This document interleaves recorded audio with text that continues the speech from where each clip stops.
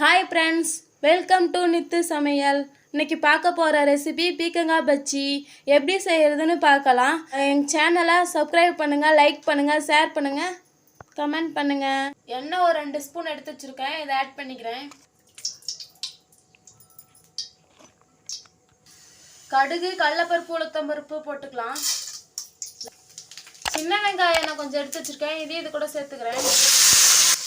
10 பல்லு பூண்டு போட்டுக்கிறேன். கருவேப்பிலை ஒரு கொத்து போட்டுக்கிறேன்.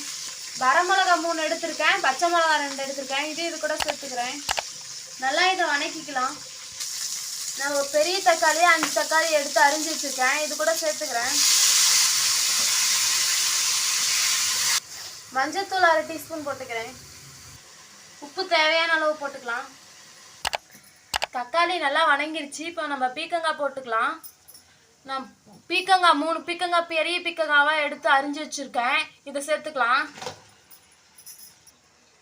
நீங்கள் இதை வேவிச்சு கூட நீங்கள் சேர்த்துக்கலாம். தனியாக வேவிச்சு கூட நீங்கள் இது கூட சேர்த்துக்கோங்க. நான் வேவிக்காமல் அப்படியே சேர்த்துக்கிறேன். நான் தண்ணி 1 டம்ளர் அளவுக்கு ஊற்றிக்கிறேன். நல்லா வேகட்டும் ஒரு 5 நிமிஷத்துக்கு. பீக்கங்காய் நல்லா வெந்துருச்சு. இப்போ நம்ம கடைஞ்சிக்கலாம். ஹாய் ஃப்ரெண்ட்ஸ், பீக்கங்காய் பஜ்ஜி ரெடி ஆயிடுச்சு.